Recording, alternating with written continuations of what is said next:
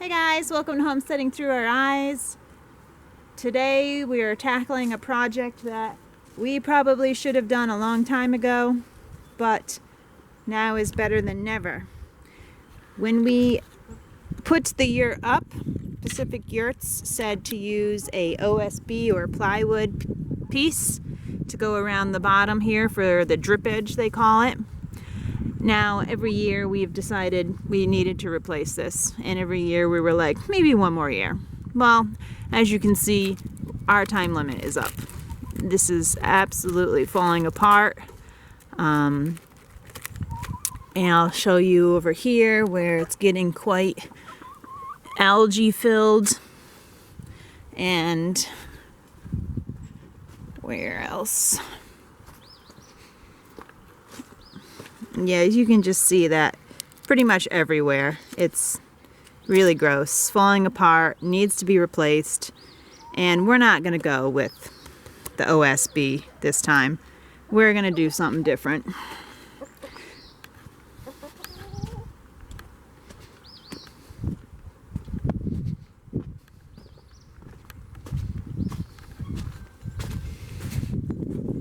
Here you can see where we started with our new drip edge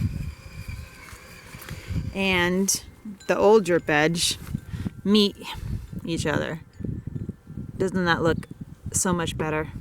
These are 1x6x8 boards that we had to cut some slices into the back to get them to curve around the circle, and we'll show you how we did that. But you can see that this is going to be a tremendous improvement, as well as pressure treated boards already, so they'll take a while before they start looking anything close to this OSB here that we used before. So we'll show you how we did that. We decided to go with some 1x6 pressure treated, weather treated lumber, and kind of gave them the bend test in the store and thought it would do the trick. And we went ahead and I tried to install the first one and found out that you could get it all the way until the end, but the last 6 inches really just didn't want to make the curve. The length of the board gave it enough so I'd allow the curve, but that last 6 inches just really didn't allow it to bend. So what I've been doing here is coming through and making some cuts to allow the board to bend a little bit. They say you want to go about 2/3 of the way through the board. I went a little less than that and decided to go 1.5 inches in, just so the last little bit had a little bit of meat to grab onto, a little bit of board to grab onto. 28 cuts. I spaced them all 1/4 inch apart. If you don't get the spacing evenly distributed, it could mess up your board, so you make sure you want to do that. Then I came down 2 feet. This is an 8-foot board, so pretty much I marked it in half, and I have 9 lines there that are going to be cuts, and I have 9 here that are going to be cuts, which is the 2-foot mark. So every 2 feet I made a section where they're going to be cuts. These are the 2 that are up next, ready to go.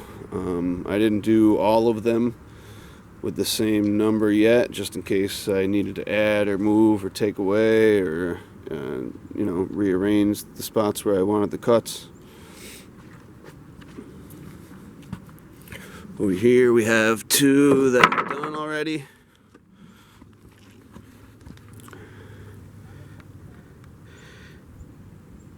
You can see the idea is to take out some of the strength of the board.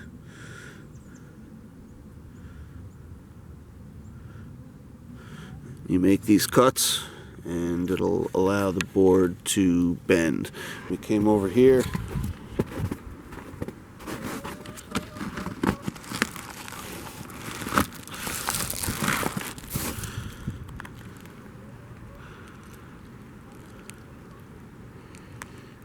Face the cuts on the inside of your curve.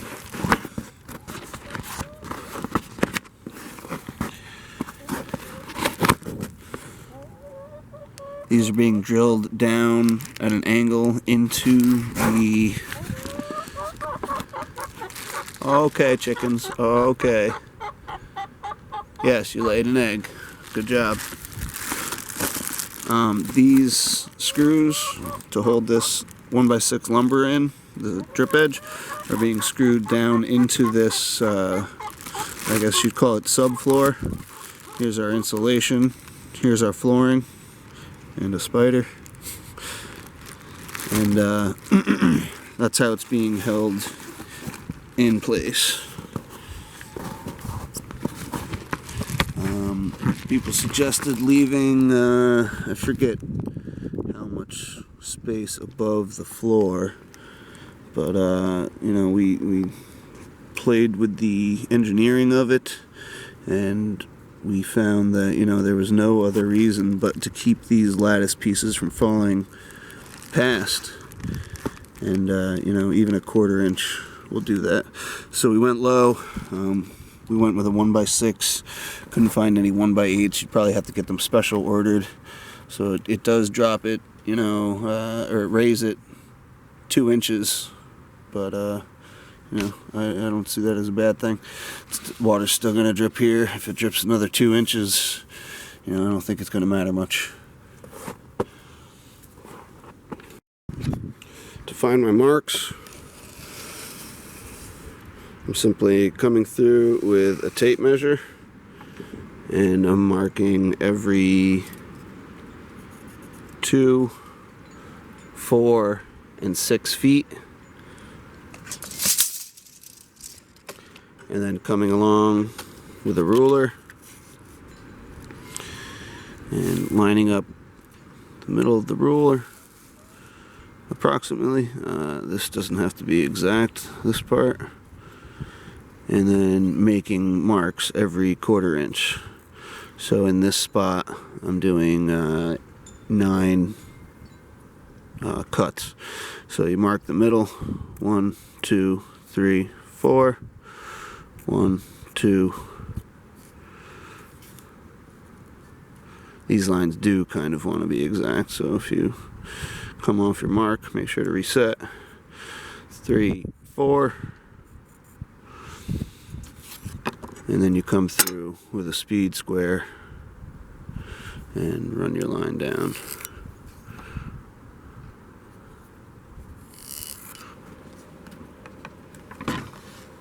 Be working with a generator today. We don't have electricity hooked up here at the yurt or the property. Sometimes cuts like these would call for a you know, bigger tool. I'd be here all day if I were trying to do this without a tool. So let's go check that out.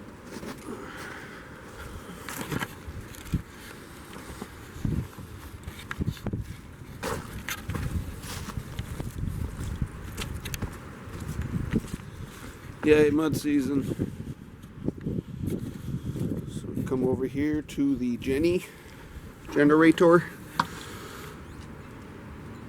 Sportsman 4000.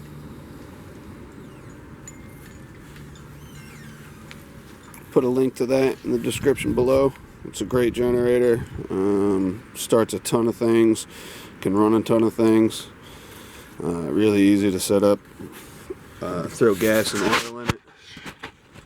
Flip this switch. Come over here. I've been using it today, but there's a on-off for the gas. This just shuts off the flow if you're not using it, and opens it when you're ready to. You got the choke, close to start. Give it a tug.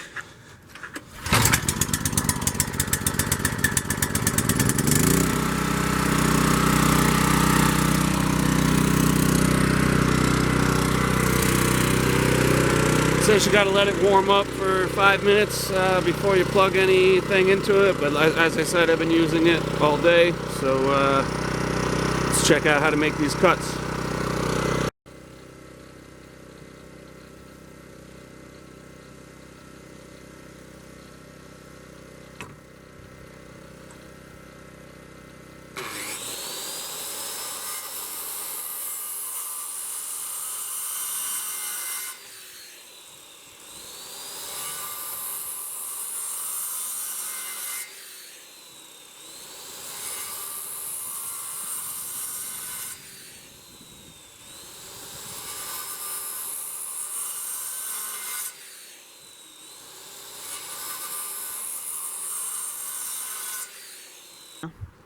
So thanks for watching our drip edge replace, and make sure to subscribe to our channel to see all of our other content on living in a yurt, fixing up a yurt, cleaning a yurt, life in general in the homestead, as well as how we built the foundation and putting the yurt up. So have a good day. Peace.